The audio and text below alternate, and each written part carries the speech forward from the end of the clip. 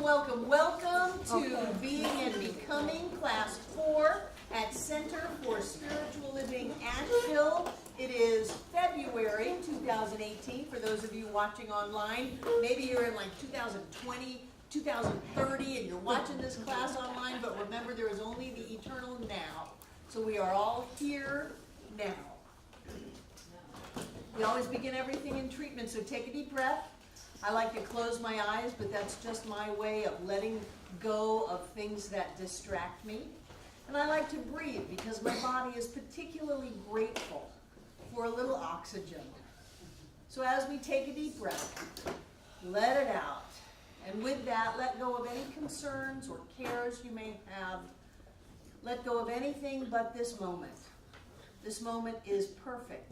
It is whole. It is complete. Right here and right now. And so we open up to this greater idea that says there's only one thing going on.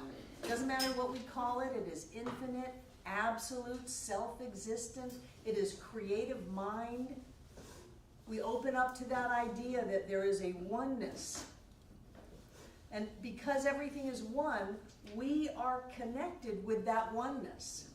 Not only are we connected with it, but we are made out of it.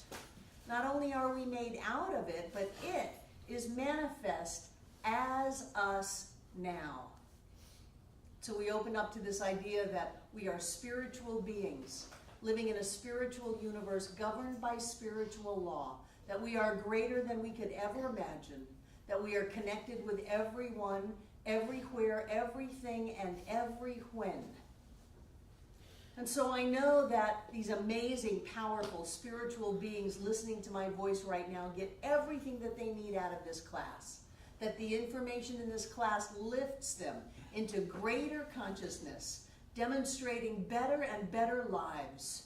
And with great gratitude and thanksgiving for Fenwick Homes, for Science of Mind, for Center for Spiritual Living, Asheville, for these amazing students, I simply release this into all that spirit is, because I know that spirit is all, as together we say, and so it is. Wonderful, wonderful, wonderful. Sandy, right? I'm practicing. Hi, Donna. Hi, Steve. Suzanne. Got it. Okay. Welcome, welcome, welcome. So we are, if it gets hot in here for you, let me know. Did we crank the heat up? Feels perfect. Feels good. It was preset at 70, so it should be okay. It was preset what? At 70, so it should Okay. be okay. Okay, so your reading last week was chapters 5 and 6. Correct. We talked about if thoughts are ideas, are they real? You remember that in your reading? We talked about talking horses. Well, we didn't talk about them, but the reading was about talking horses. So because I'm not going to put a lot of energy into that, it was a lot of pages about talking horses. I guess in their day, the idea that animals have intelligence and are able to communicate was novel. Do you know that dolphins have a language of their own? And that people can talk to dolphins in real sentences, and they can talk back? I have a friend who works at not Seaquarium, Ocean World in Orlando. SeaWorld in Orlando. And his job is to talk to the dolphins, and he's been doing that for decades. So the idea that there were talking horses probably is novel in its time, but not real exciting to me. But I want to open it up before we just move on to see if there are any comments about that, or if you have any thoughts about it. Have you ever had a dog that talked to you? Oh my God. Have you ever had a cat that talked to you? Yes, yes. So the idea that animals can communicate, even answer puzzles and figure things out. Like, I thought I locked that up, I thought I put that away, and you managed to get into it. Or, do you really understand English? Yes, the answer is yes. So intelligence is ubiquitous. It is everywhere and always present. And not only is it present in people, but remember we talked about it being present in plants? Wasn't that the first class of this class? Yeah, that you can put biofeedback machines up on plants and think a thought, and they will react. So the idea that horses could tap out answers and then even, I mean, I don't know how far this went, but they say that they actually mouthed words. It starts to get a little suspect for me then. But I think the point is that there's intelligence all around us that we're usually not aware of and not privy to. Any comments or thoughts on the idea that things are ideas? Do you understand the logic that they cannot not be real? Because if things were not real, they have the intelligence of the universe within them, and even though they appear not to exist until we notice them, which takes us into the quantum realm, that things exist in possibility and probability until they are observed, and then that which is observed collapses into form. If a tree falls in the forest, do you hear it? Does it make a sound? Evidently it does make a sound because there is that intelligence and presence of life that brings it into form and sustains it whether anyone is looking at it or not. Now I'm a firm believer that in my life, you don't exist until I see you. And whatever you are to me is me reflecting on you. So that if someone appears to be cranky, that's me reflecting on them. Otherwise, I wouldn't notice it. Otherwise, I would have a wonderful experience with them. And usually, if I judge someone to be cranky, I have engaged and hooked. And then the dance goes on. But someone else may be right next to me and not have an experience of crankiness at all. And so their experience of, and remember I said that was exactly my first husband. That his second wife had a different man that she was married to than I did, but I have to take total responsibility for that. That was my projections onto him of his personality. And that when he got with someone else who didn't see him that way, he didn't have that personality. It was a mind blower to me that someone could change so radically. And then I learned that it was all me, that I bring that out of people, or at least I brought that out of him, and that I bring my experience out of everyone in my world. So I don't want to discount this idea that everything in your world you are creating. It is there by right of consciousness, and your observing of it manifests it. But he's saying there's a level of reality that goes beyond that. He uses the idea of the rose, because if I see a rose, that's my rose. But if you see a rose, there's still that rose, and it's in the exact same place. And Ernest talks about that in the textbook. He says that only because we are one can we see the same things, and can we even communicate and be understood.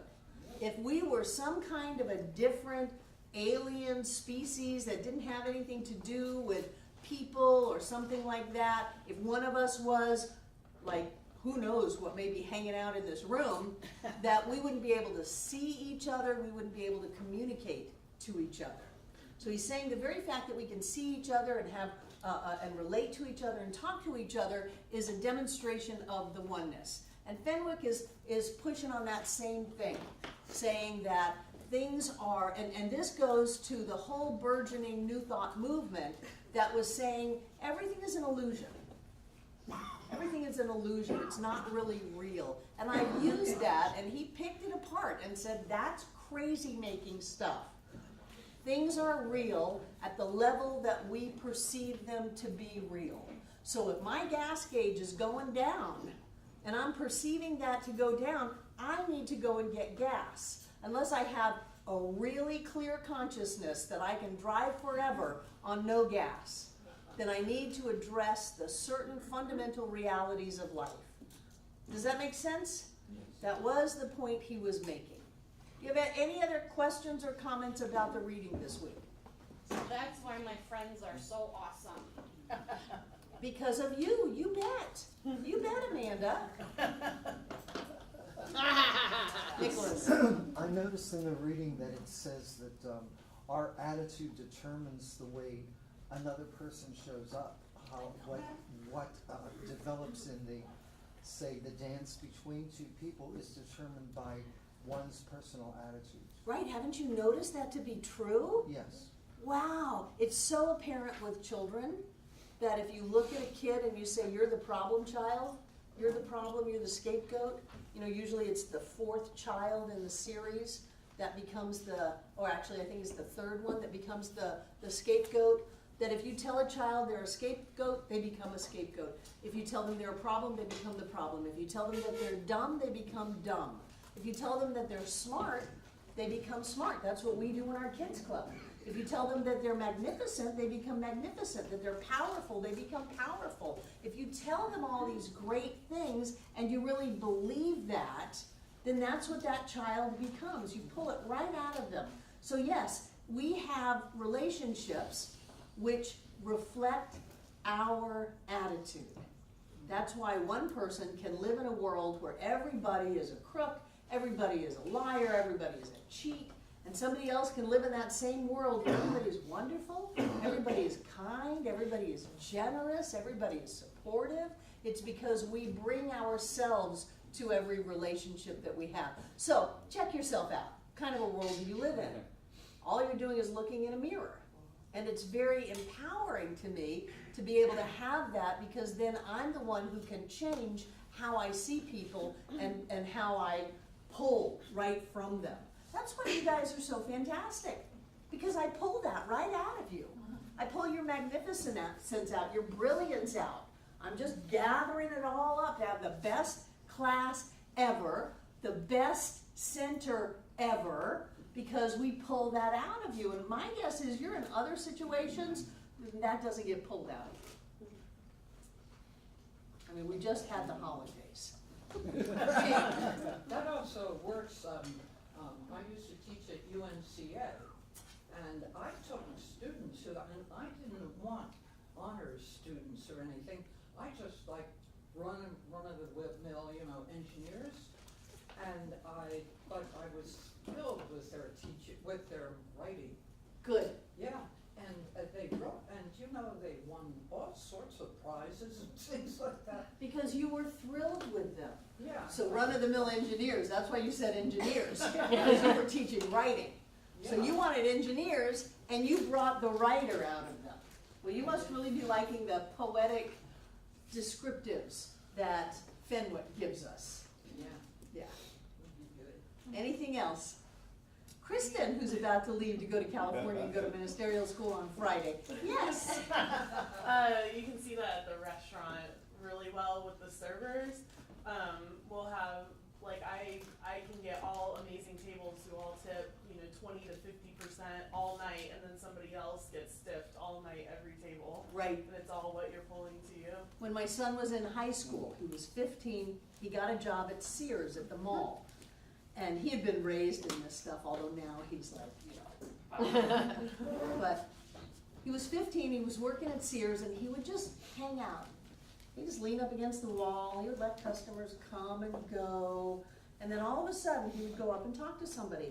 And they would buy a table saw, or they would buy a generator, they would buy something really big. And the other people, because here's this kid, it just shows up after school and makes the big sales. The other people who've been there for years and years and are working all day and selling a screwdriver, for an hour of their time, that kind of thing, were annoyed with him.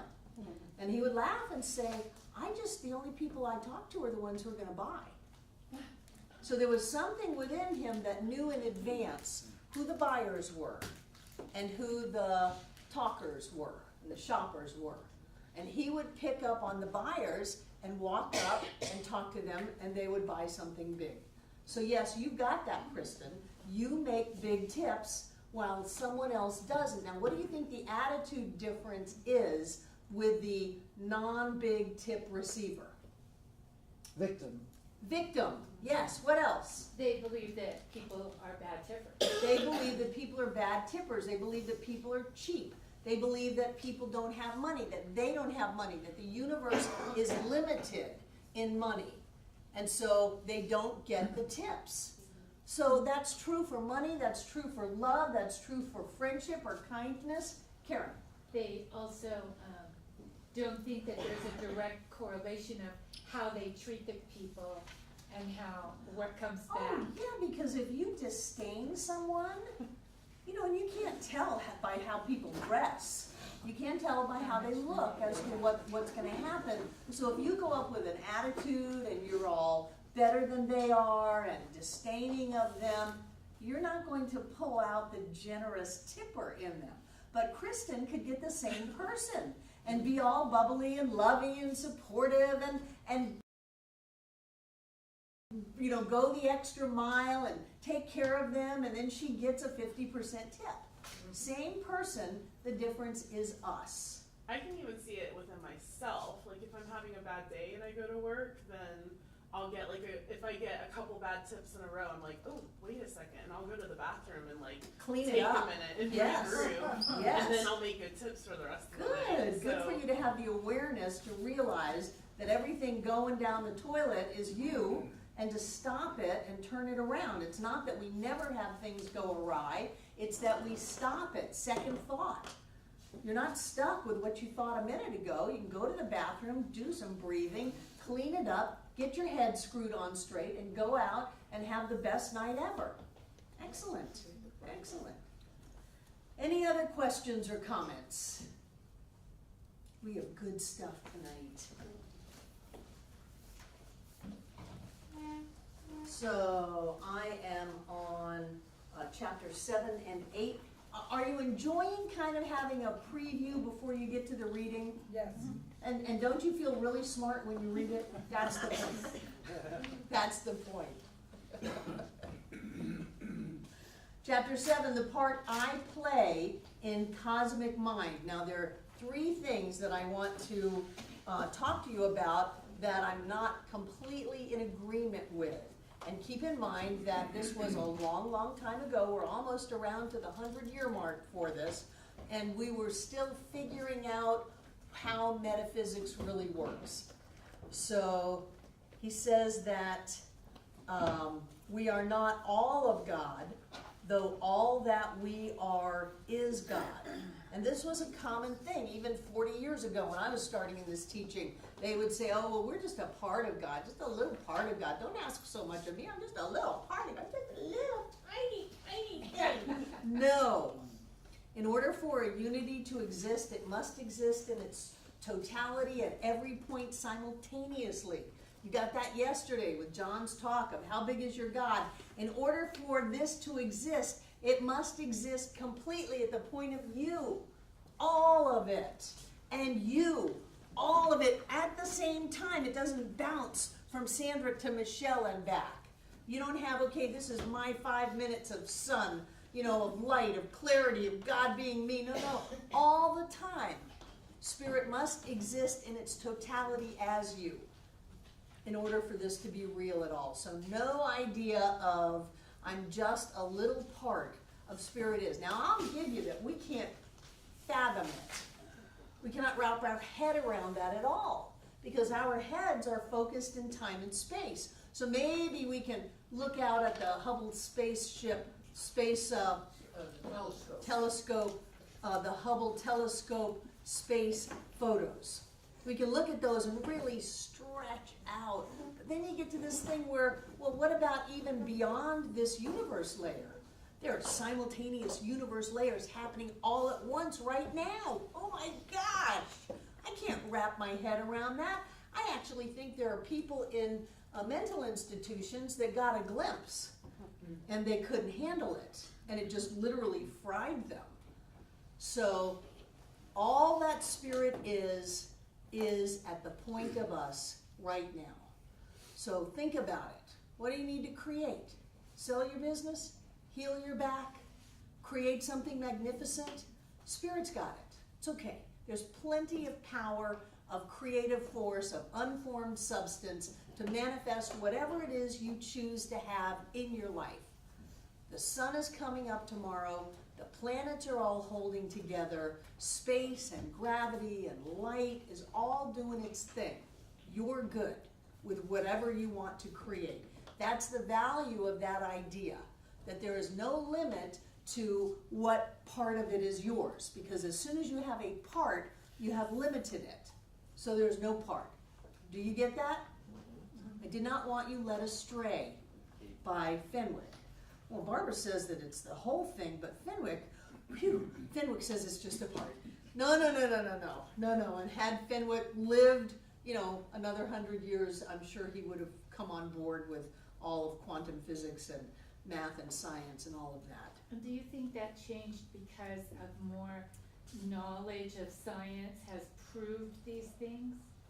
That people Sure. accept it as Oh, well, people don't accept it as norm. You are the unique ones. Come on, everybody thinks we're nuts. Not only that we are God, but that we are all of God. And yet, quantum physics proves that beyond a shadow of a doubt. It's easier to say and to sell a book that says all that you are is God. But you are not all of God. That's crazy. That's what Ernest says in the textbook. He said, that's crazy, that's nuts to say you're all of God. And yet, either we're all of God or we're not. So did people change, those of us who have changed? Yeah, the breakthroughs in science have really helped with that. Because then it's not a religious tenet, it's science, it's math. But let's not be naive. Most of the world does not believe like we do. Most of the world does not believe that there is a power and a presence within us that is infinite, that we can use to create heaven on earth in whatever way we choose. Most of the world feels separated and victimized. And then if you throw some kind of religion on top of that, then it's an anthropomorphic deity who's just in particular out to get that person, that culture, that race, whatever it is. So, hats off to you. He also talks about any Troward students? No, okay. He also starts out by saying the farthest advance of God into self-expression is in each of us. That whatever spirit is, spirit has advanced the farthest that it can go as us. I have to chuckle and go, can you imagine the people in the spaceship out there watching us and laughing? A week ago, they threatened to blow each other up with nuclear bombs, and they think they're the most advanced consciousness in the universe and beyond. How absurd. But it goes back to what I thought was Troward, because he puts it in the Edinburgh Lectures on Mental Science, but Troward, I find out, took it from a guy named Arthur Young. And what he talks about is God sleeps in the mineral, awakens in plants, walks in animals, and thinks in man. And that's a lovely idea, but I don't think God's asleep in the minerals. I don't think God is ever asleep. I don't think that infinite intelligence and consciousness can be asleep. That's why we don't call the subjective the unconscious, because you're never unconscious. Awareness can never be unconscious. So whatever the intelligence and wisdom of the universe that manifests itself in and as all things, I don't think it's asleep. And I don't think there is a hierarchy of evolution and consciousness equating. I think that's a way for us to say we are just the most advanced so that we can do whatever we want to the animals and the plants and the minerals, because we are the pinnacle of the manifestation of spirit. Now, I think maybe we are the pinnacle of the manifestation of spirit, but not necessarily that we are the highest developed. I think everything, even this plastic table, is the pinnacle of the manifestation of spirit, because spirit is infinite, so you cannot have a place where it stops peaking. There's no relationship in spirit. That's why we call it absolute instead of relative, no hierarchy. And anybody who's ever held a rock long enough know that that rock is alive. It is absolutely alive, the same way the plastic in the table is alive. And all we have to do is open up our awareness to the aliveness that permeates, penetrates, and fills all things and all space. So I didn't want you to get sucked into that, because what a great ego boost that is. We are the furthest advance of spirit. No, I'm sure spirit has advanced farther in other dimensions and other realms and other life forms. I just can't believe that we are it. Let's hope Please. not. What? Let's hope not. Let's hope not. Really, really, really. Where does he put angels then? He doesn't put angels. Okay. Where would you put angels? Above us. Above us? Yes. More evolved. Helpers. Maybe. Maybe. They're certainly not as focused into form as us. Oh, yeah. And he talks about a thought manifests into form as it becomes a slower vibration. That this thought of this table is simply a high vibration thought slowed down to manifest as form. And our bodies are the same way. So yeah, I think that the room is full of angels and I can't see them. So my guess is that they're vibrating at a higher level. Yeah, great. So his rationale to that idea is that God could not. Now I'm always cautious when I hear the phrase that God cannot. It doesn't make any sense. And an infinite, absolute, self-existent cause, you don't have any room for cannot. But his thought process is God could not have the delightful experiences we have as individuals without us. Okay, I can get that spirit is manifesting in and as us, and that is why we are here. Edwin Gaines says, why are we here? We're here to let spirit have a bigger party. That spirit could not know how to love. Now, if love is all there is, how in the world could spirit not know how to love without us? You know, the human race could disappear, and I believe that spirit would still love, that spirit would have delightful experiences, that spirit would enjoy certain things. But it's, again, it's an ego boost to say spirit as the pinnacle of the advance of spirit that I am allowing spirit to experience something that it could not experience without me. Be careful with that one.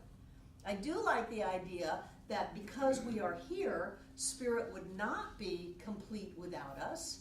Because if I'm here and then I'm gone, there's that hole, and then the infinite is no longer infinite. It's the infinite and the whole. And then all of time and space falls apart. Because you cannot have an infinite without something. That's why I'm hesitant to have anything that says God could not or spirit could not. I think that spirit would find a way. You know, I just really do. What about the concept of spirit experiences something through you, but if it didn't have you to experience it through, it wouldn't have that experience? It wouldn't have that experience, but not that it couldn't. Believe me, spirit would find another person to experience it through. Oh, but I'm just saying each individual is unique in what they experience and how they see things and stuff like that. So they'd never find another one that's the same as you or anybody But to else. say that spirit could not have that experience. Yeah. I believe that spirit can, and then you fill in the blank. Spirit can anything, but doesn't it make you feel good? Doesn't it make you feel warm and fuzzy to know that you are allowing the infinite creation of the universe to expand by means of you into greater levels of experience, and just awakening in the morning and looking around, you've somehow enlarged that infinite expansion. Nicholas. It makes me think like a playwright, a director needs the actors on the stage to actually play out the play. And spirit needs us to actually feel the delight or I know I'm feel just the hesitant language. to use that word need, because you know any good Right, director right. would get another actor if Oh, one, yes. if one If could it wasn't cancel. working. Pardon me? If it wasn't working. If it Yes, wasn't working, yes, yes. yes. So be careful of the cannot and the need, because Fenwick throws them around pretty generously. Does that make sense? I don't want you looking at spirit as limited in any way, because then we've lost the whole absolute infinite thing. And once we lose that, then we are no longer one. We're just this separate person on planet Earth hoping that we don't get screwed over by our concept of deity. I don't want to go there.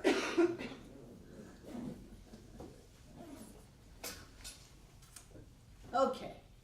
So then he moves on into what I think is more rational thought. And he talks about the self, because the name of the chapter is The Part I Play in Cosmic Mind.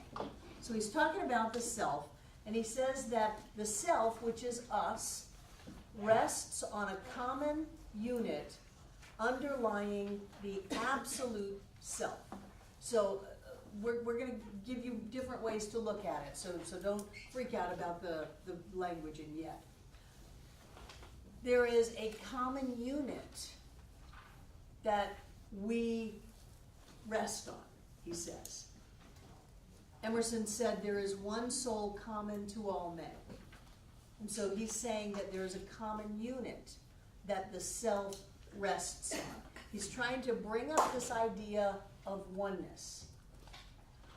We are within an all-comprehensive self. Emerson's essay on the oversoul. There is an oversoul that all of our souls are a part of. There is one soul common to all. The self rests upon a common unit, and we are within an all-comprehensive self. Like we are within this greater self of spirit. Does that make sense? Yes. I don't want to see any deer in the headlight, because I'm only going to lose you from here if that's the case.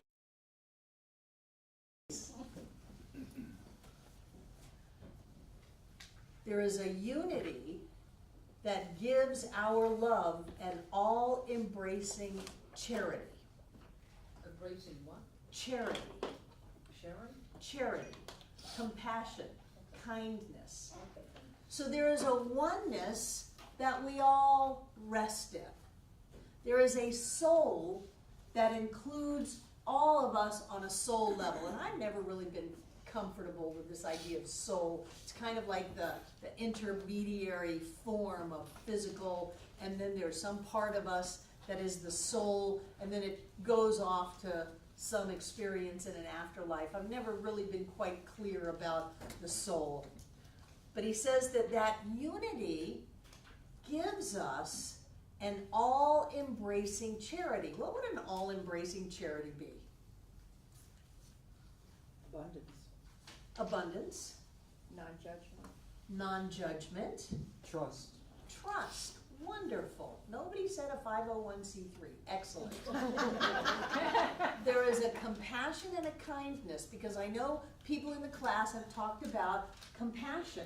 We're on a spiritual path. We go to Center for Spiritual Living, Asheville. We want to be able to have kindness and love and compassion and charity. So he said just the fact of our oneness gives it to us. So we don't have to go to, I need to be more compassionate. I need to work on my compassion. I need to open up to more compassion. He says, no. There is a connection, this idea called oneness, where love is all there is, that automatically gives you an all-encompassing compassion or charity. That was the language of the day, a charity that you've already got.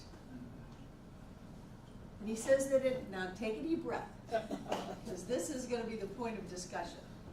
He says that it allows you to look into the faces of the vilest, to look below all the scum or veneer of life, and find our brother and our sister. So he says that there's something in you right now, because of this idea called oneness, that has already given you an all-encompassing charity that allows you to look right into the face of the vilest, the scum of life, and find our brother and our sister. And so, pop quiz. How are you doing with that? Because that's the part of being on the spiritual path. When we come to Center for Spiritual Living, we want to be moving along down the spiritual path.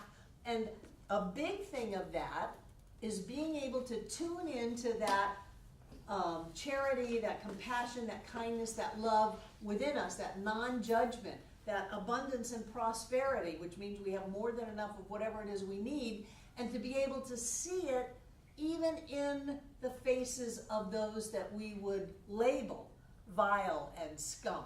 So really, this is not a rhetorical question. I think it's an important conversation. How are you doing with that? It's tough. But how are you doing with it? I'm doing okay when I wrap my brain around this oneness that he's referring to, I refer to as the mighty I am presence that's in everything and every person, and that is one soul. When I look at the individual personalities that are vile and violent, no, I have a big problem with it until I put myself into the I am presence is still in them, and they're just expressing the And shadow. then can you see it? Yes. Good, good. Some would call that enlightened, Nicholas. For a second I could see it. Michelle. I'm always fascinated when I see people, maybe you see it on TV, where they're sitting in front of someone who's murdered a family member, and they are able to forgive them or even sit there. I recently saw where the father had charged at the molester of his daughter, and I felt this I think I would probably do that. Like maybe I wouldn't, but there's this part of me that's like, would I be able to see that person and not feel angry and, not look at them and think you're a murderer or you're a molester or, pass that judgment. Those are pivotal points in life. Yeah. David. I had that experience with my daughter-in-law, with my son's girlfriend. I mean, she attacked us all the time, verbally, mentally, called us devil worshippers, and constantly throwing black magic up on our backs. And I basically was able to transmute and transcend without getting angry with her at all. I was able to love her through it. She was bipolar, I found out later on, which was something that she needed a deep-seated compassion for. But I thought she was on drugs. I didn't know what she was on, but she was just on her high. And so me and Shirley experienced this through years. So we're letting go now of all that. We have gradually, she destroyed 2 $800 phones.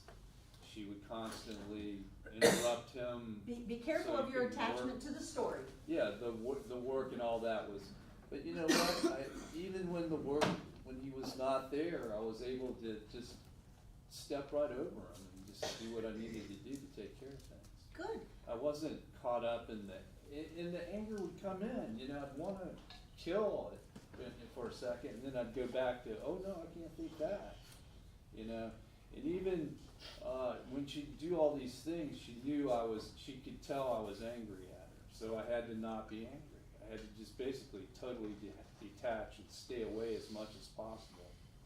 And So that's half the focus on journey. the way I wanted to behave.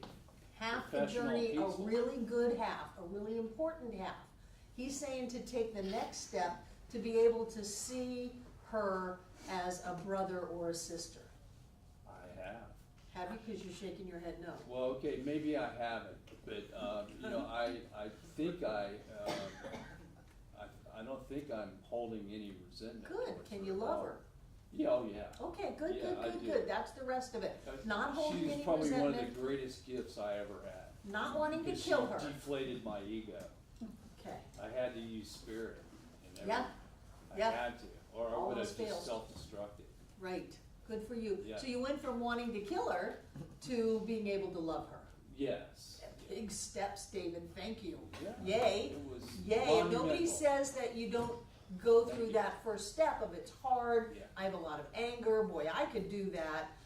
But then we continue on until we get on the other side. Who had their hand up?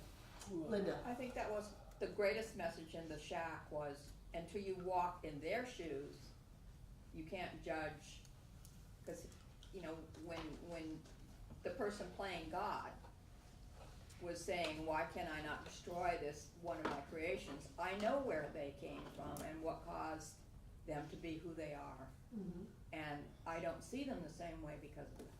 Right. Walk a mile in my moccasins, Native American proverb. Was anybody tuned in when South Africa came out of apartheid Uh-huh. and they had the trials? Oh, yeah. The trials were not for the purpose of putting people in jail. They were for the purpose of reconciliation. And they would have the parents or the families of the person who had been killed or maimed come together with the person who had done that, and they would speak their piece to get over the anger and the upset and to be able to move to love, because Nelson Mandela, who had spent all those years in prison in hard labor, understood that if they carried their hatred forward, it would destroy their country. And so they had to find a way through their hatred, and anybody in their right mind would say, well, they had a right to be full of hate, they had a right to want to kill all of those people, but it would not have helped. The difference between Haiti and the Dominican Republic, two halves of the same island. When the Dominican Republic revolted and came into ownership of their country, the black plantation workers rose up and took their country back. They took their country and included the white plantation owners. When Haiti rose up, they killed all of the white plantation owners. And the difference in the two countries is staggering. The Dominican Republic has a healthy economy, their people have food, they have an excellent educational system, and they are a strong country. Haiti is still trying to come out of it. You can't harbor hatred and expect to live the life you want to live. It's not going to happen.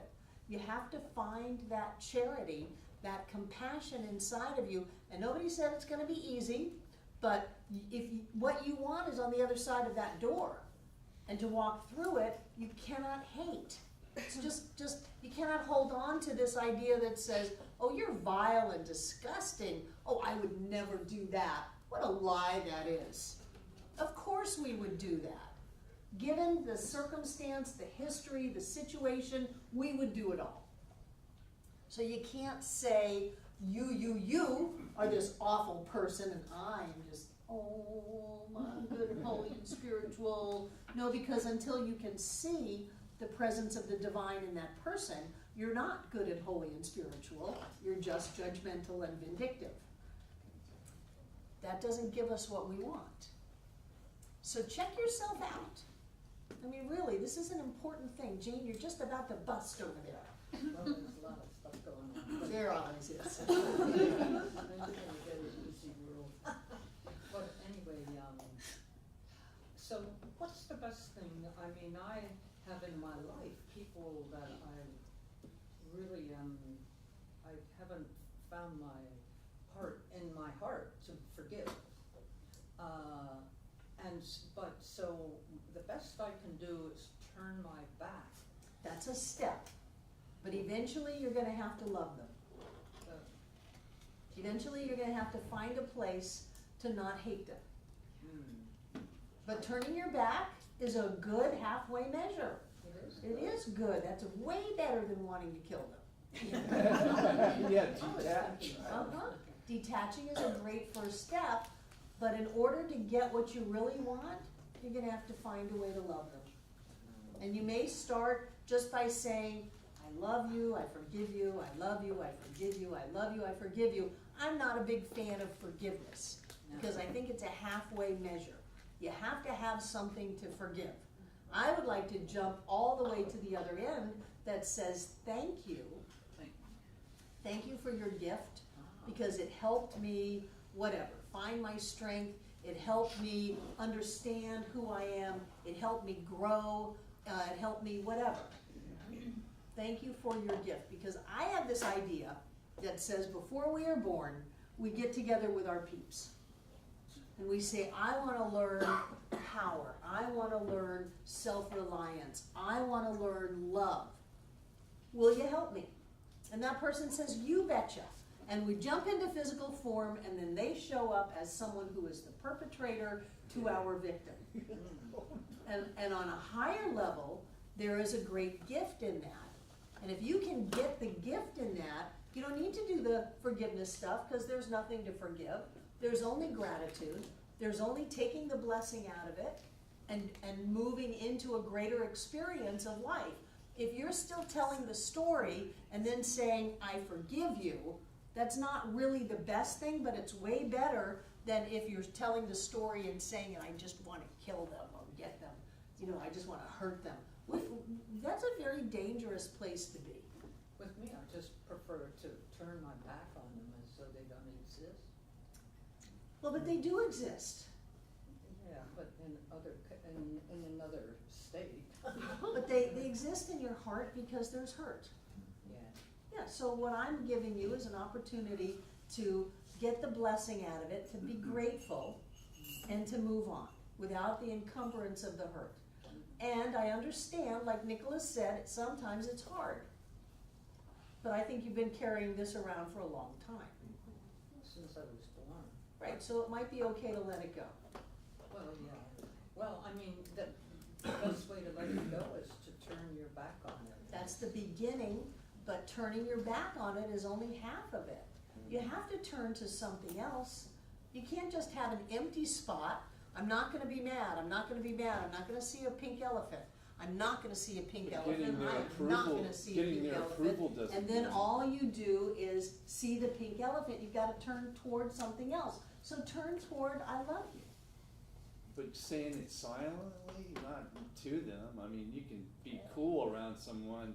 I try to ignore her like she turns her back on.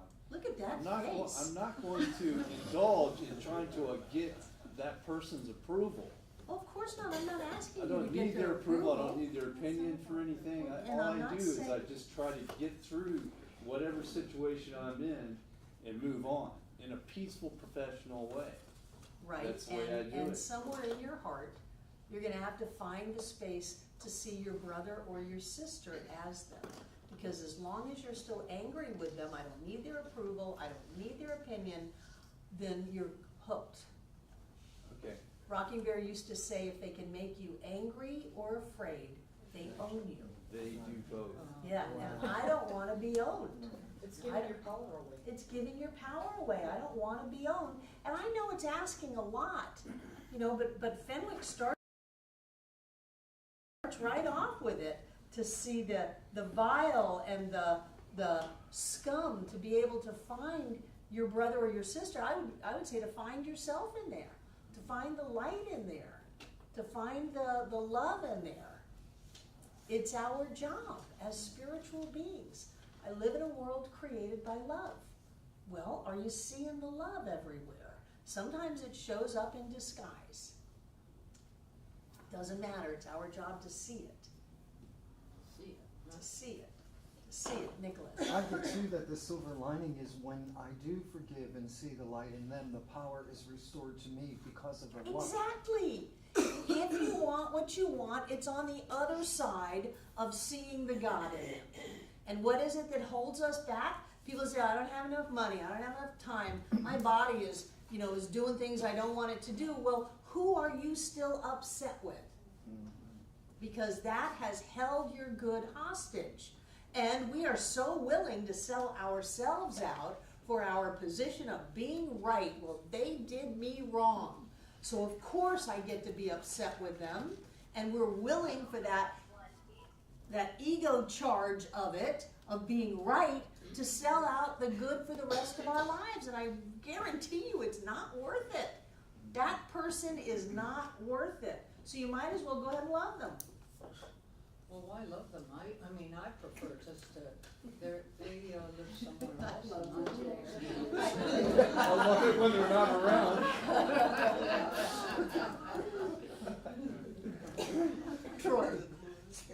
I had a experience with my father, and we were estranged, and he died suddenly, and it's been, I don't know, maybe 15 years since he passed. During that 15 years, I held on to my hate, thinking that was justified.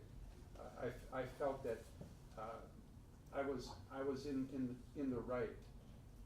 That type of thinking might sound good, but or might sound good initially, but when you realize that you've held that for 15 years, if you would have examined it closer and tried to take that person and break him down or her down and understand that they followed the path, that one step at a time, just like we do, and they did what they did with little consideration or little thought, but just following their natural instincts. They wouldn't have, or they couldn't have done anything else because they didn't do anything. Right, you're quoting me. They did what they did.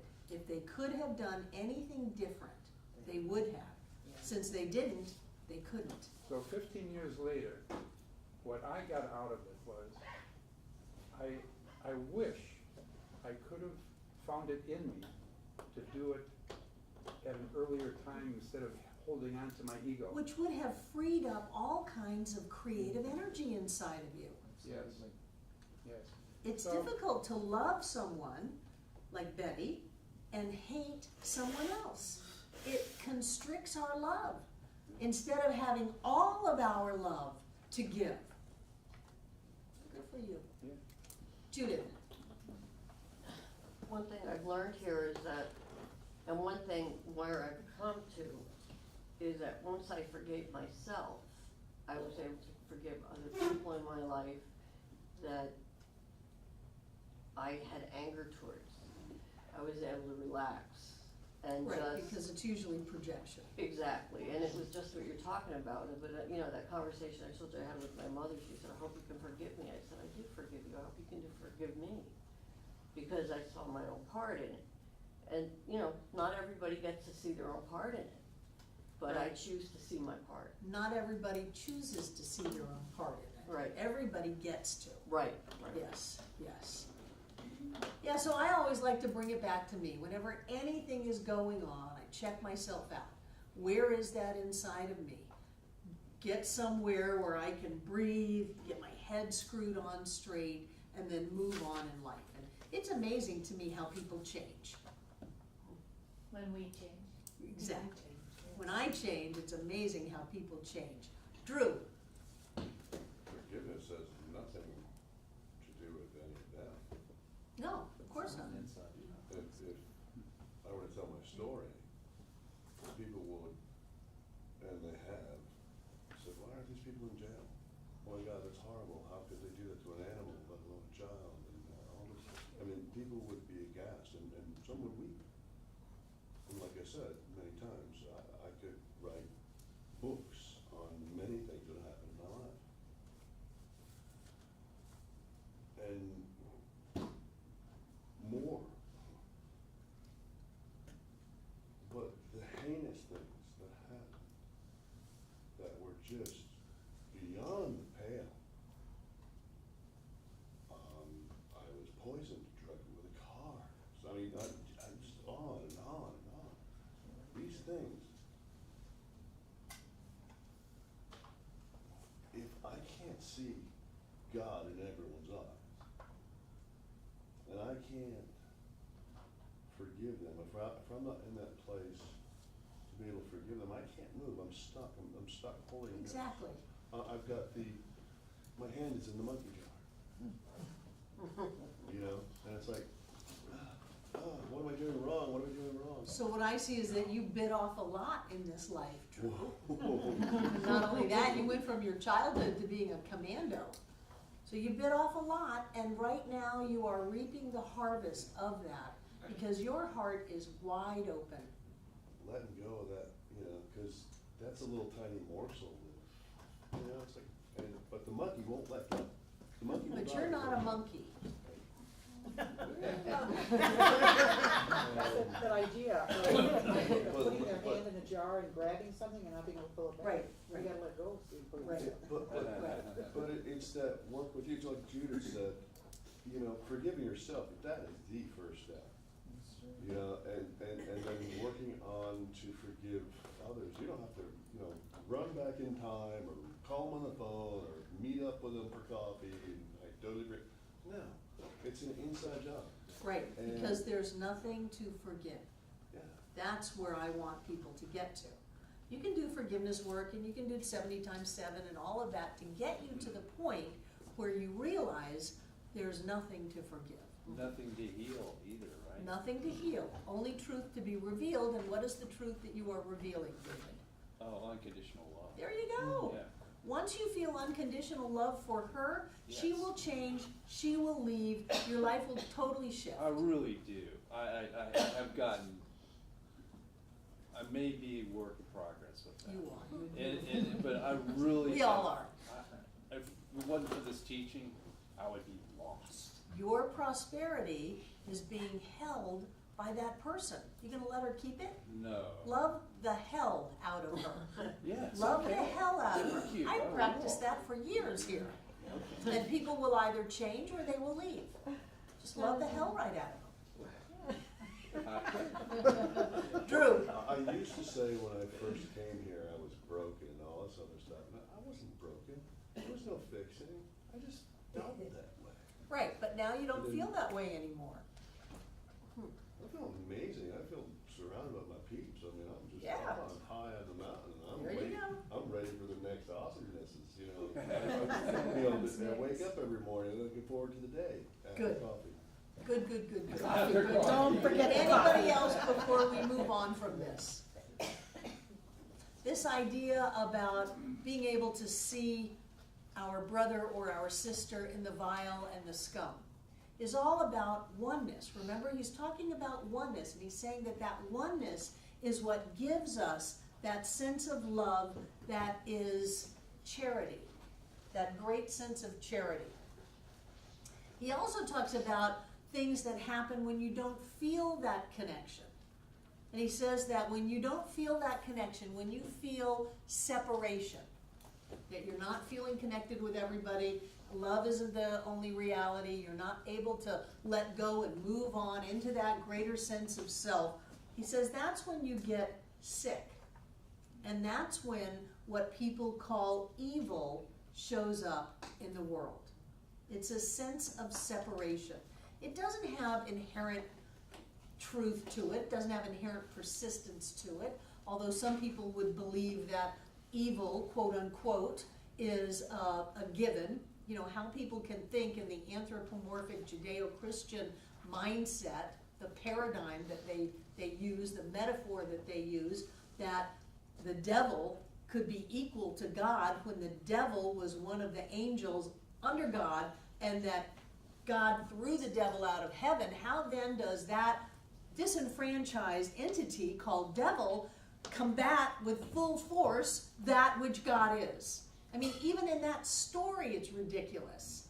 But people have this idea that there is an evil, that there is an evil in people, that there is an evil in places, that there is an evil in life, that the devil made me do it, that the devil can get me. It's all a crock. What appears to be that is a sense of separation. And as soon as we move into love, as soon as we move into there's forgiveness and then there's nothing to forgive, there's only gratitude because there's only love, then all of those things dissipate.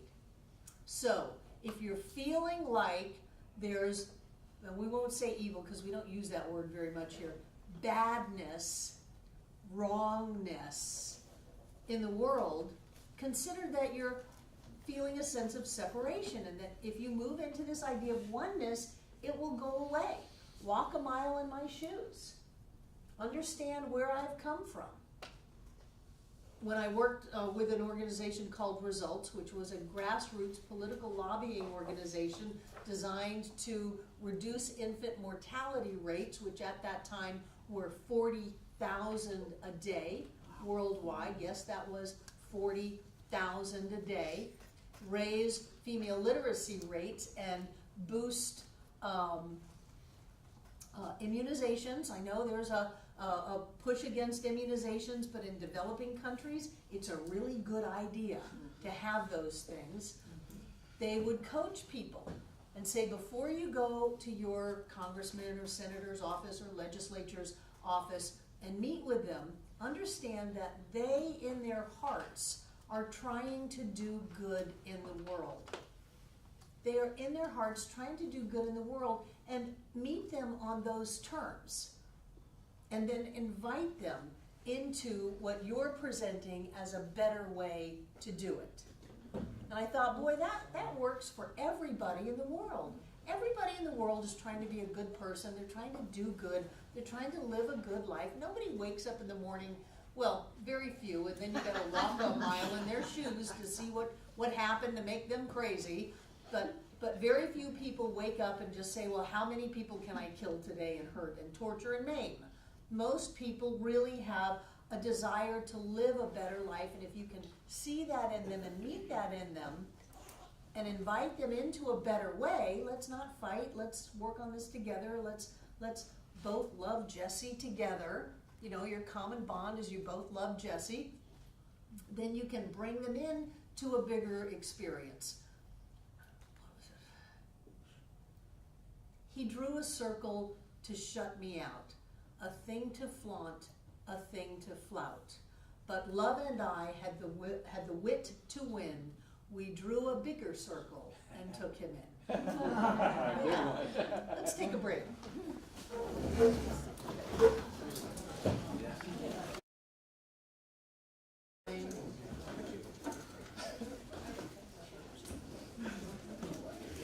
Okay, I love this next chapter because it's all about feelings.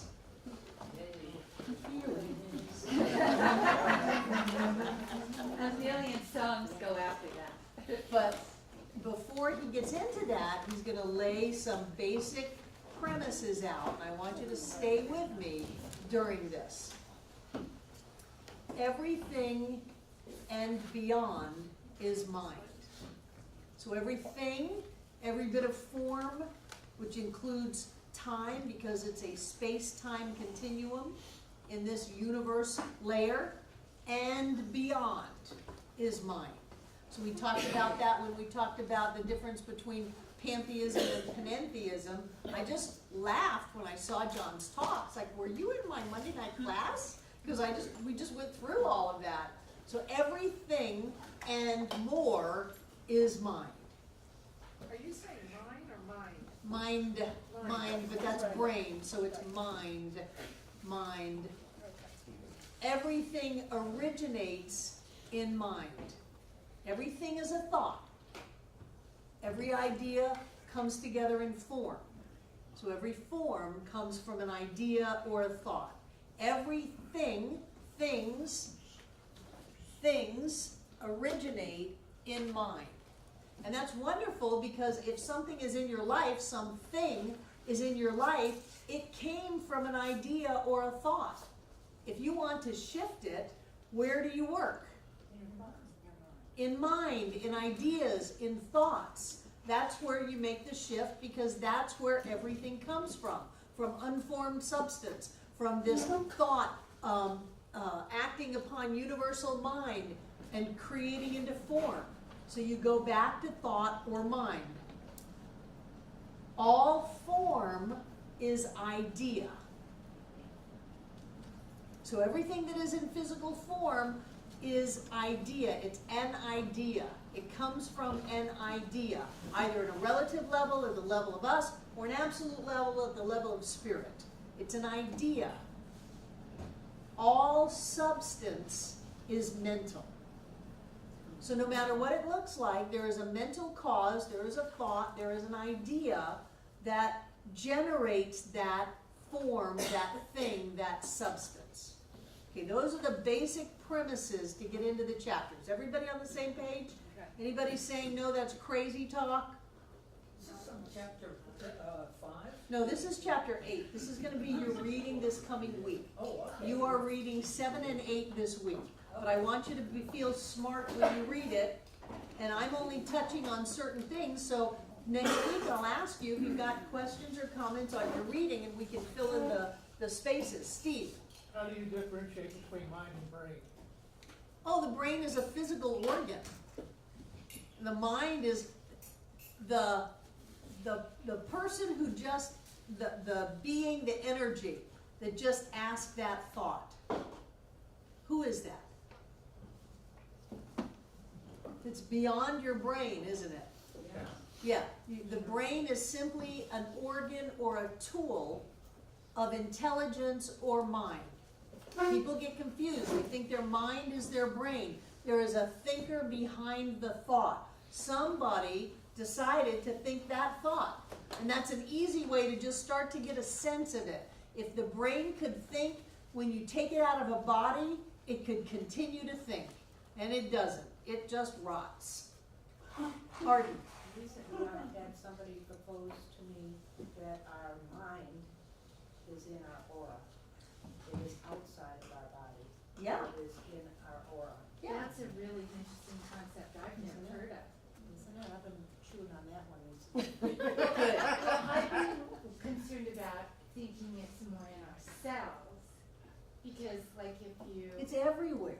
yeah. It's in your aura, it's in your cells, it's everywhere. In this idea of oneness, it has to be everywhere. It is not physical, so it is not in a place. It is beyond physicality. It is energy, so it has to be everywhere. It has to be everywhere. Yeah, David. Read Supply every morning by Yes. Ernest, and Ernest says substance is supply. God, Yes. God is substance, substance is supply, Right. not just mental. Therefore, God is supply. Yeah. Yeah. That's a keynote to a newer realization, a more abundant life. Good. The demonstration of success in financial matters. I pretty much got the whole thing memorized. What page is it? It's on page 226. Page 226 in the 224 revised. or 20? 262. 262. 262. I just open it to that every Page morning. 262. My preamble. Page 262 in the revised Science of Mind textbook, which is what most of the world uses as the Science of Mind textbook. We use both of them, the original and the revised, but this is 262 in the Science of Mind textbook. It is on supply. It is a wonderful essay. And David reads it every morning. He doesn't know what page it's on, but he Right probably has after. it marked. I don't know if I'm really, I read it every day, no matter what. Good, So good, God good, is good. substance and substance is supply? Is that? Ask that- David. 263, yeah. God is 264. substance, Ernest is supply. It's on. God is 263. supply and God is substance and substance is supply. It is the unformed substance from which everything comes. Yeah, And he says it's mental. it It's is. God. Yes. Okay? It's all one. Yes, it is. Okay. And then the next idea is love itself is the unified consciousness. There is a unified consciousness that is love. There's only love. I live in a world created by love. Love is what I am. There is only love. Love is it, baby. There is a consciousness, and everything is one. So saying it's unified is just a different way of saying what we've been saying over and over again. And what he's saying is that it's love. It's mental. It's love. It's intelligence. It's wisdom. It's health, it's prosperity, it's wholeness, all of these words. But for where he's going here with feelings, it's love. Got it? Got it. Okay. I love it. So whatever God is, spirit makes manifest all of manifestation as one. That's why we can say that the table and the chair are all part of the oneness. Because whatever spirit is, spirit manifests out of itself. It's all one, so even the manifest universe is the oneness. Because people want to get into separation so bad. Well, spirit is all that there is, but for God's sake, not a plastic table. That's just wrong. You can't recycle that or compost that. That's going in the landfill. It's wrong. It's bad. No, it's one. It's spirit. It's God. Can you repeat the sentence again that you said for that? No. Okay. I don't know what I said. Well, you had said something. I'm just and then winging it here. you went on to explain and I lost what you said. Spirit making it, creating out of itself. Spirit as one. The infinite wisdom and intelligence and creative force of all of life creates out of itself, becoming that which it creates. These are basic ideas of science of mind. Therefore, the oneness of spirit is made manifest as still the oneness, even though it looks like two-ness. That's the trick. That's what we got to watch out for, because we're in this space-time continuum, and it looks like there's here and there and now and then. It sure looks like that, but there is only here and now, and there is only one. So the oneness manifesting out of itself must still be the oneness, even though it looks like two-ness. Got that? Yes. These are some high metaphysical thoughts. So stay with me and ask questions if you're getting lost. There can be no place outside of mind.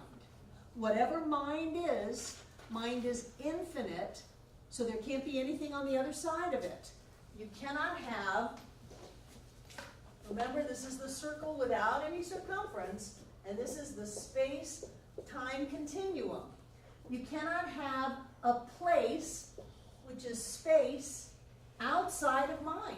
You cannot have a little space-time continuum over here, because then you have an edge, and you have spirit or mind, and then you have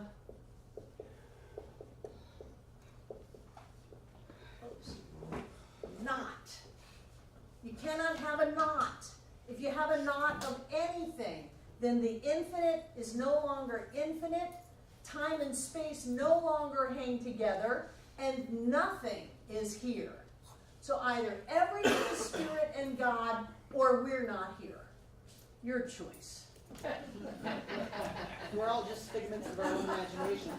I don't even think we would have our own imagination, because spirit would not be infinite. Therefore, it could not exist in any realm at any level. So, no place outside of mind.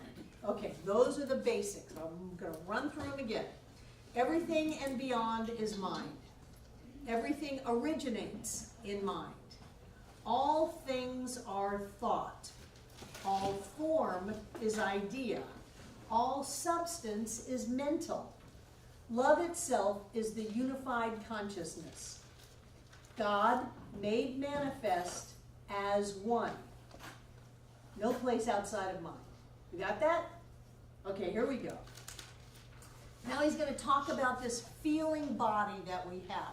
The feeling body is not the physical body.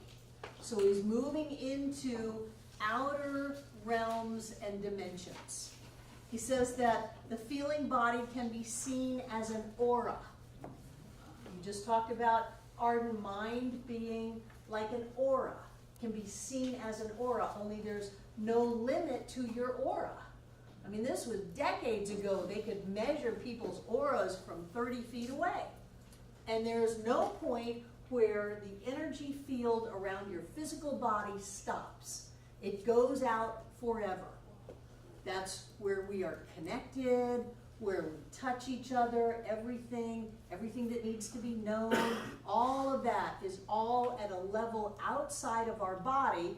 And Fenwick, 100 years ago, is trying to explain this to people that have never heard about it before.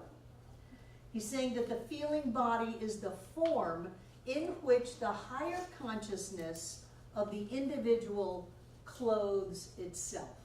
So he's inferring that the physical body is the lower consciousness, not in bad, not like higher consciousness is better. I would put it more in vibration, that the energy that allows us to hold on to physical form is dense. Has anybody had a near-death experience? What was it, dense or light? Light. Did it feel easy and free, or did it feel heavy and hard? And terrified. Free. So he's saying that to hold our focus in time and space, it does take a bit of denseness and a lower vibration to hold this energy. Now he's saying that there are other, and Ernest says there are bodies within bodies within bodies to infinity. He's talking about one called the feeling body, and he's saying that you can see it, Some people can see it, you can measure it, and that it is the higher part of you that is clothing itself. I love his languaging. It's clothing itself as this feeling body. He says the feeling body is affected by thoughts and actions of other people. Do you think he's referring to the astral body that would, I don't know what an astral body is. same thing, feeling body, emotional body, astral body, mental body, they're levels? I don't know about that. So when he talks about love is the unified consciousness, and we have this energy that connects us to everything and everyone, what do you think that energy is? It's our aura of light that comes out of us. It's light and love. It is a higher vibration. It's going to be charity and compassion and a willingness to let go of the denseness. Have you ever been angry? Oh, how dense is that? That's not all light and airy-fairy and easy-breezy. That is dense and heavy. And so he's saying that there's a body very much like your physical body, but it's not physical, and it's love, and it's a higher vibration. He's also giving us a word of caution, that this feeling body can be affected by other people. Have you ever been affected by other people? Some people are more sensitive Yes. too, to the people around them. Some people are more sensitive to the people around them. Some people are just unconscious, and they allow themselves to be affected. They react, and they don't stop to think about it. I don't know why Rocky Bear's on my mind, other than 6 o'clock this morning, John's hawk wing that he uses for smudging for the firewalk fell off of a shelf way up on the wall and went whack right on the floor next to the bed. I was wide awake. What was that? It was Rocky Bear. Really, really. So when someone would go and start either complaining or dissing or something like that, you'd go like this. You're trying to hook me. You're trying to hook me. And most people are hookable. Most people don't even think twice. They see an event, they make a judgment about it, they react to it, and they're hooked. They're gone down the rabbit hole. You know, that's their whole story in their life now, and they don't realize they just missed riches and love and joy and success because they took all their energy and got hooked and went down the rabbit hole. So what you're learning to do is to stay in that higher vibration of love and light, excuse me, and have your life the way you want it. When it's around Christmas, I will often ask people to go to the mall, walk through the mall, and check yourself out and see if you picked anything up on the way. It may be that you're irritated, like, this is a stupid thing, I don't like the mall, I want to get out of here.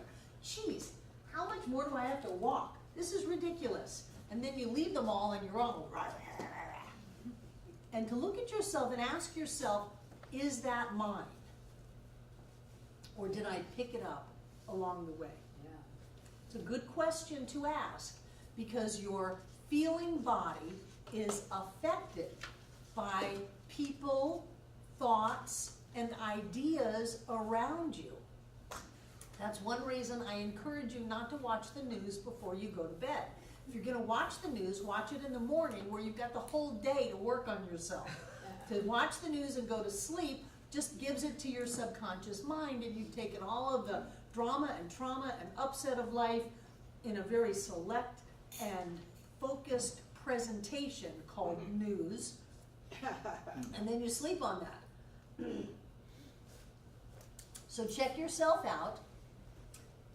Really a good thing at the end of every day is to check yourself out and see if there's anything that you're holding on to or that is holding on to you that is not yours.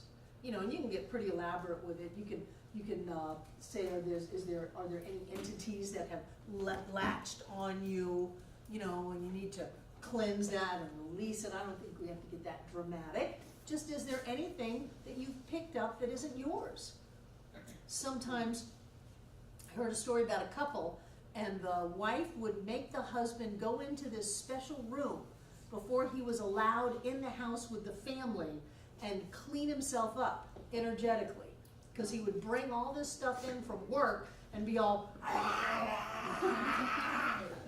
and she says, no, you sit in there until you're fit to be with your family. Let it go, do whatever you need to do to shift your energy, to be the person that we know you to be, that we love, and then come in. And he would do that every day. He would let it go, send it away, and then go and be with his family. So learn how to check yourself out. Does anybody do this? Does anybody check yourself out? Amanda does. Jane does. And then Michelle does. And then let it go. One of the things that I do if I'm seeing people in my office, and usually they're kind of stacked up, it'll be like a seeing people in my office day, I'll go and wash my hands. And it's symbolic of letting go of all that stuff that I've just been immersed in that is not mine and I don't want to keep it.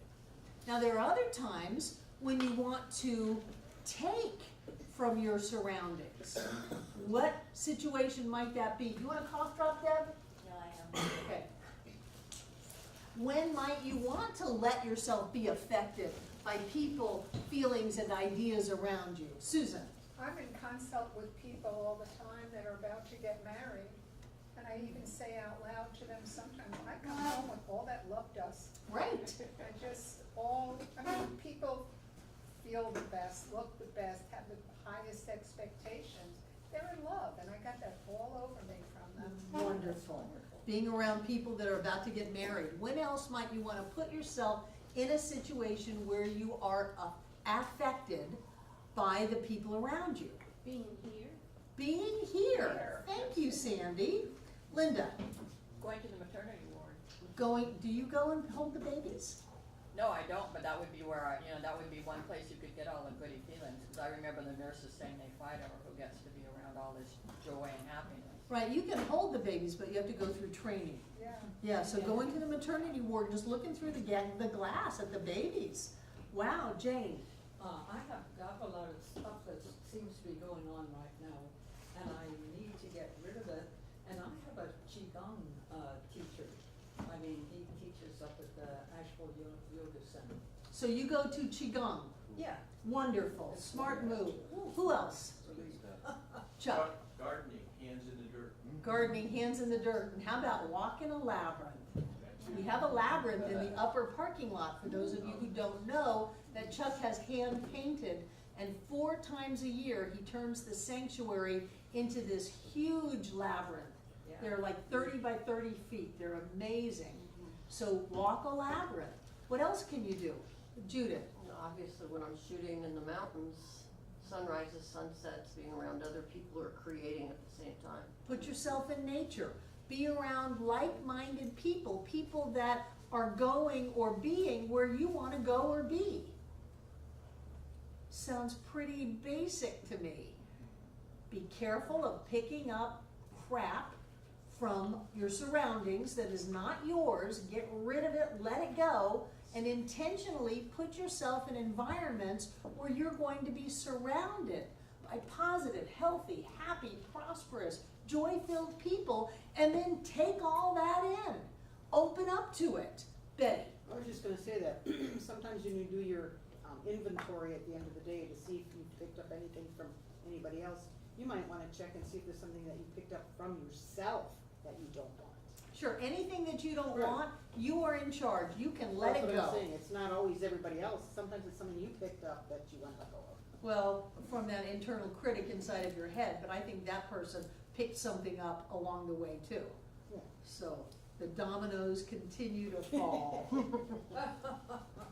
So he says that your physical body is charged with feeling consciousness. That feeling consciousness uses your physical body but is independent of it. So he's saying you have Here's your physical body. Welcome to Barbara's stick figures. So I remember when they used to think that our consciousness was 18 inches above our third eye, and that that's where the consciousness was. No. We have a body, but we are so much bigger than our body. We have a body, but we're not our body. We are this infinite being that has a little body in it. And we kind of drag this body around with us through this experience called life.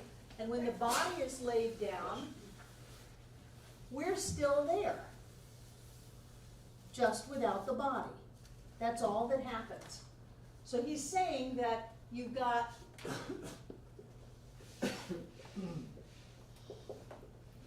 he's saying you've got like a feeling body around your physical body, and that your feeling body charges your physical body. Have you ever noticed that when you have a feeling, your physical body responds? Oh baby, oh. Or your physical body responds.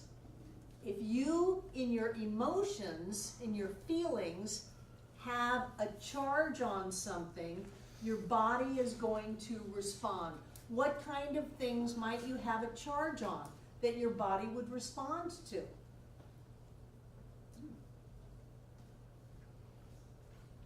Family of origin. Family of origin. You could have feelings about your family of origin, which could be, oh, they're so wonderful, I'm so happy, I love my family so much, and your body responds to that.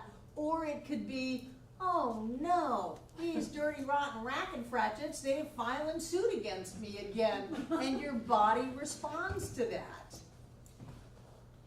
Okay, I thought you were putting your hand up, Mandy. He's saying that the feeling consciousness or the feeling body is between your conscious mind and your physical body. I don't know if we have to get into specific placements.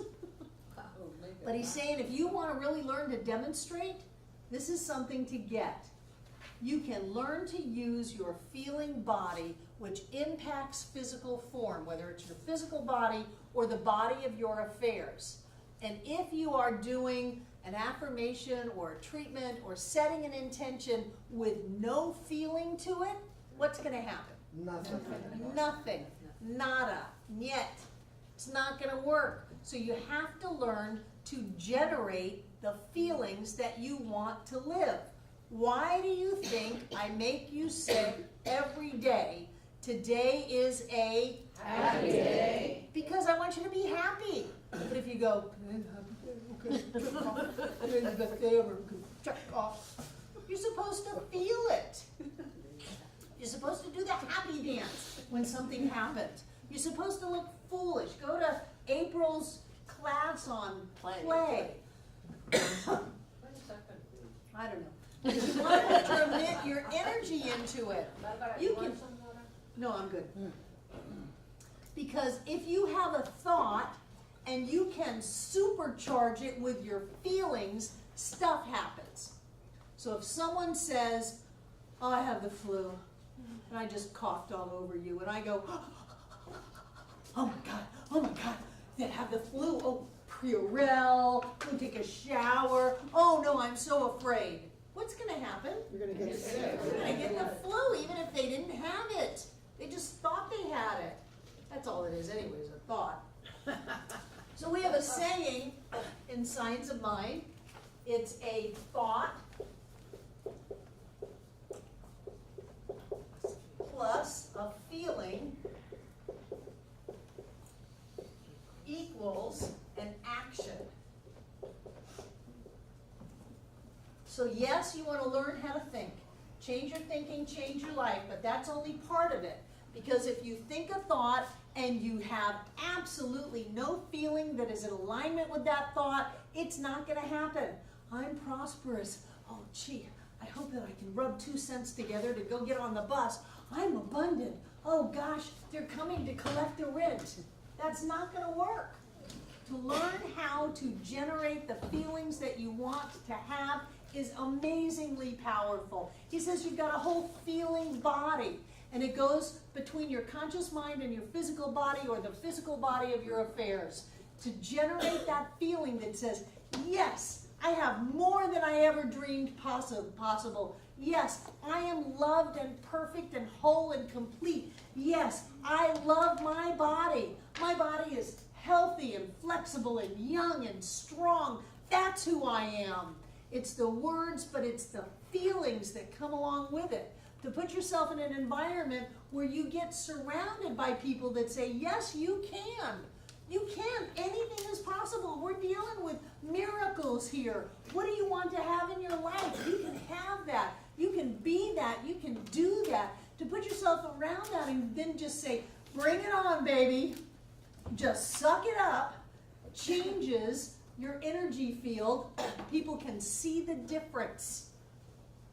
Have you ever looked at somebody and go, what's wrong? Oh, nothing. Oh, yes, there is. You need to clean it up and shift it. You go in the bathroom and get your head screwed on straight. Go You flush do it. something. Go No, flush wash it off, whatever it is. And you go up to someone else and go, wow, you're just beaming. What is that? What happened? And they say, everything is going my way. And they may not have demonstrated any of that yet, but what's going to happen?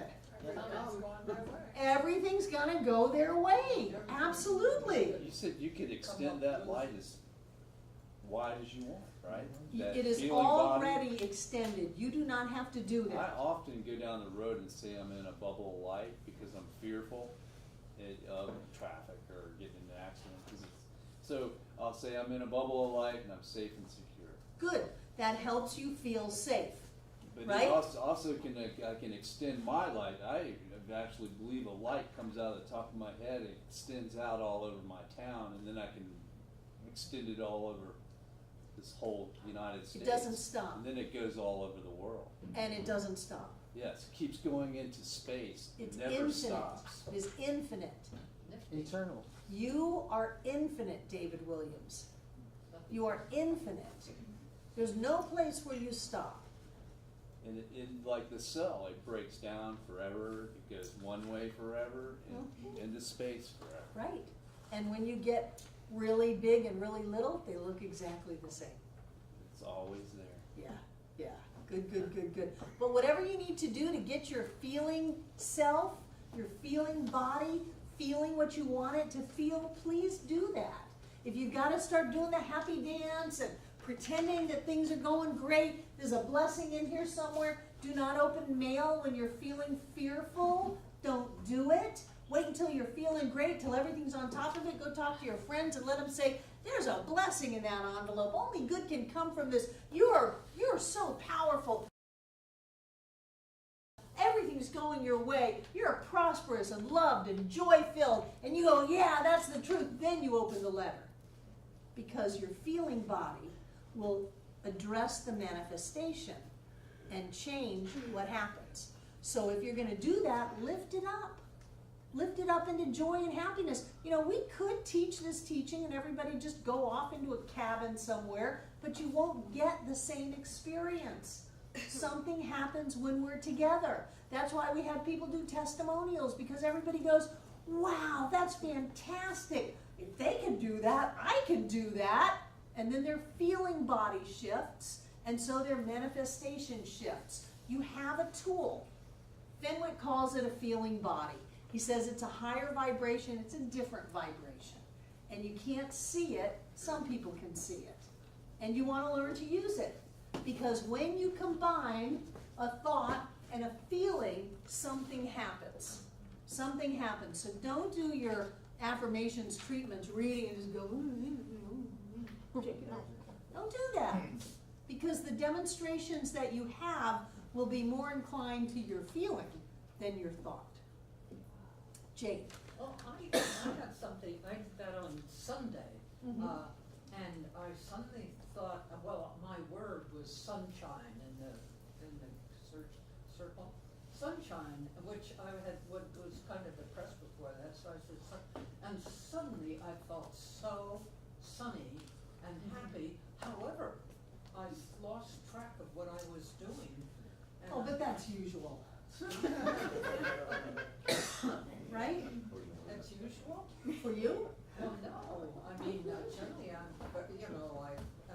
very careful when I play the bowls, but I was so full of sunshine, I just started ringing the bowl, and suddenly I thought, oh my God, I shouldn't be ringing the bowl right at this time.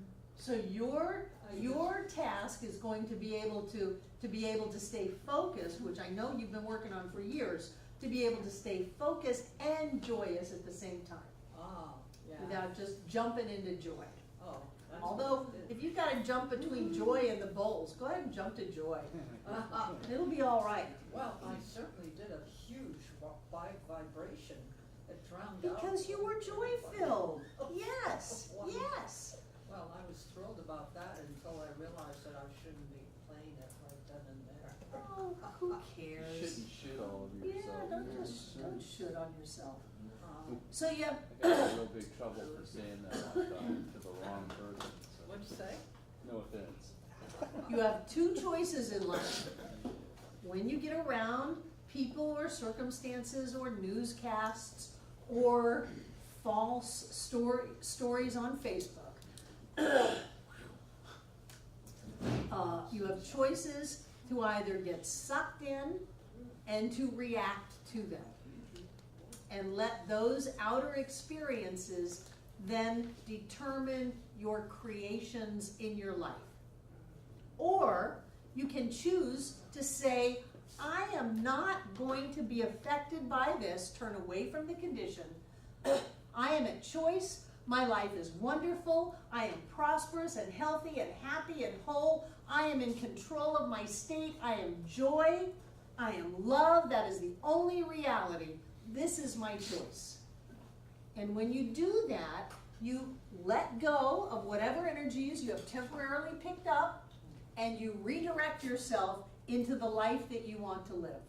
You have that choice all the time. Think about your partners. You know your partners get into funks. Mine does. I know that you guys have that experience. The people that you work with, your family, somebody is just being cranky.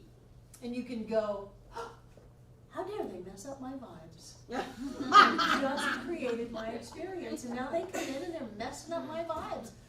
You know, don't you mess up my vibes, and now you are in the same state, right? You just jumped into the abyss. Punishing them.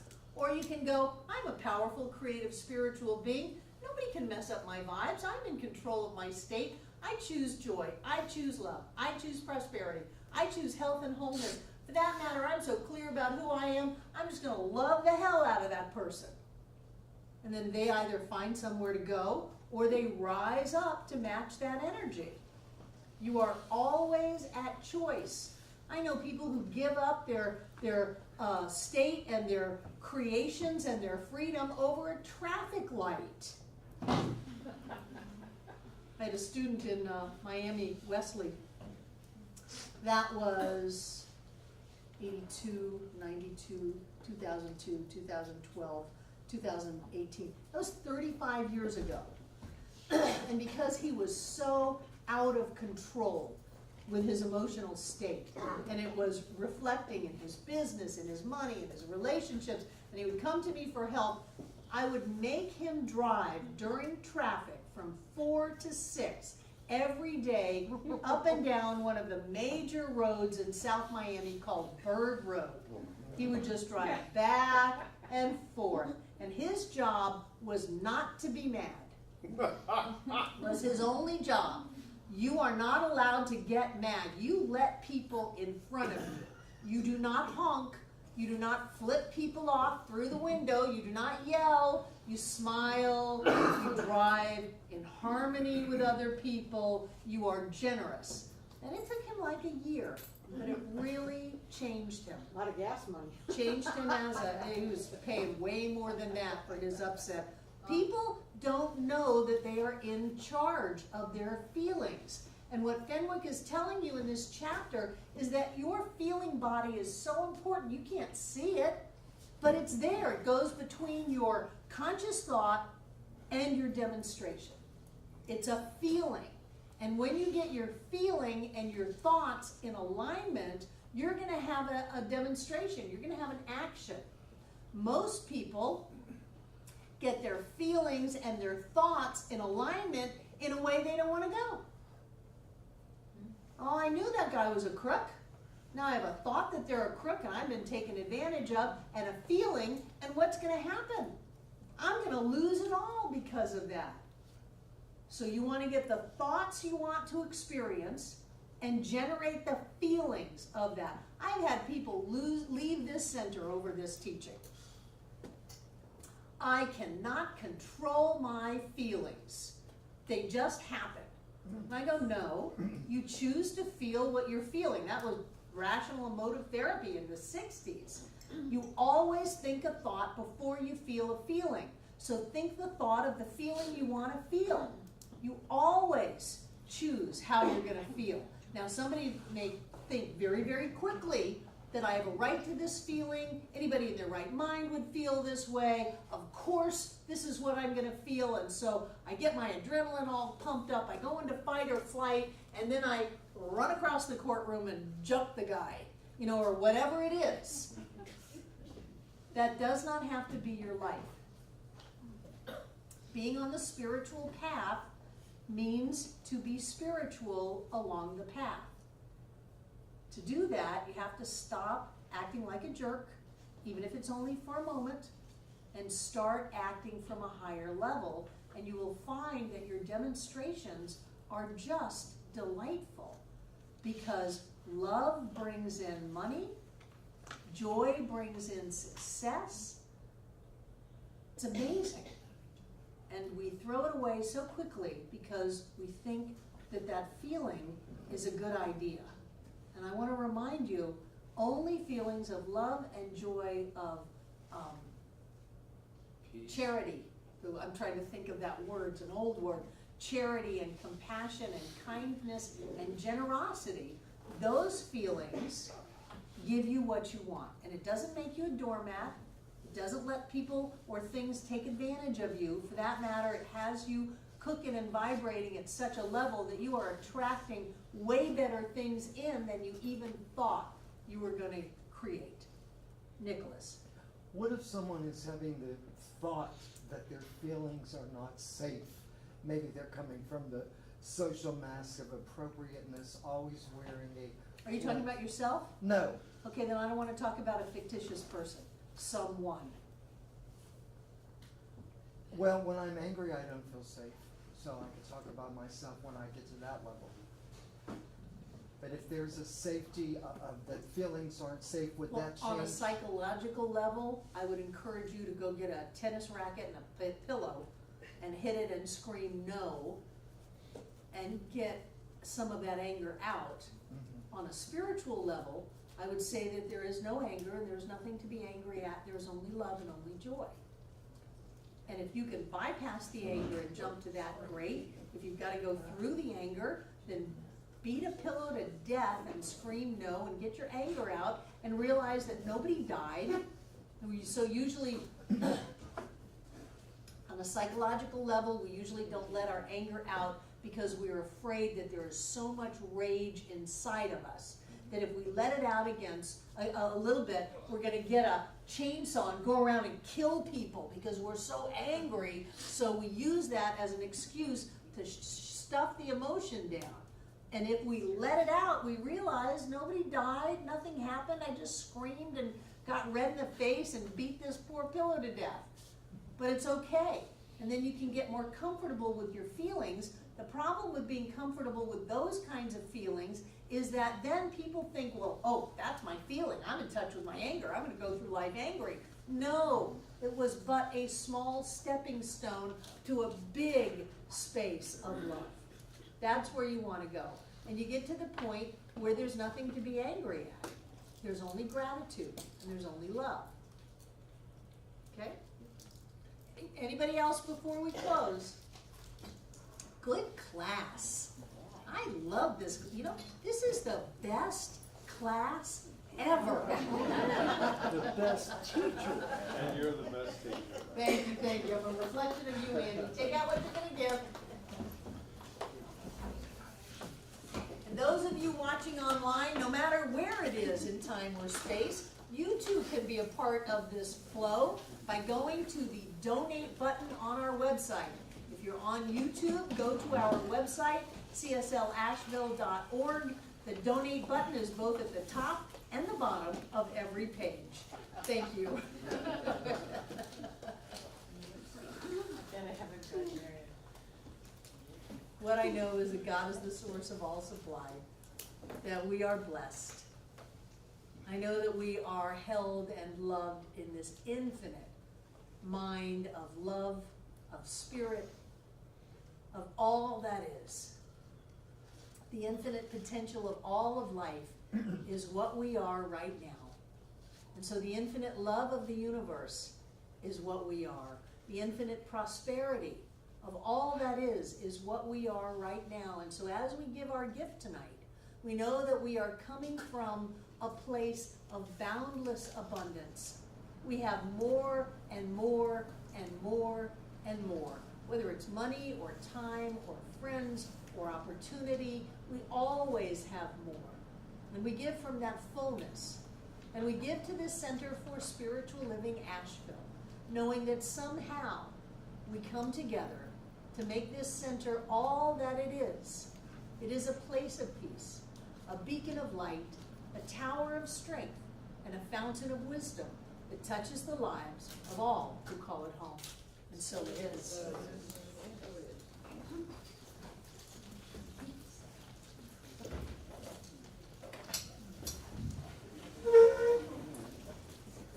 Just breathe it in. We live and move and have our being in an expanding concept of energy, of creativity, of love, of intelligence, of joy. It is our nature. It is our essence. It is all that we are. We open up to that truth of who we are, knowing that our lives manifest that in every area. And I know that everything in these baskets is blessed, because that which we are goes with our gift. I see it as light, golden light, pouring forth from each of us, filling up this room from the floor to the ceiling and all between the walls. This air is rich and blessed with spirit as us, and as spirit moves in our lives, things happen. So right here and right now, we are all touched, we are all blessed, and we are all healed. Yes. I know that energy cannot be locked up in a room, so it goes on around this world to touch and bless and heal every being on this planet, shooting out into the heavens, continuing to touch and bless and heal, to bring into alignment, to raise in vibration things that are beyond even my ability to comprehend. I know that energy is always here and always now, touching every one of us here tonight, everyone who has ever been here, and everyone yet to come. And so it is. Thank you for helping clean up the kitchen. Thank you.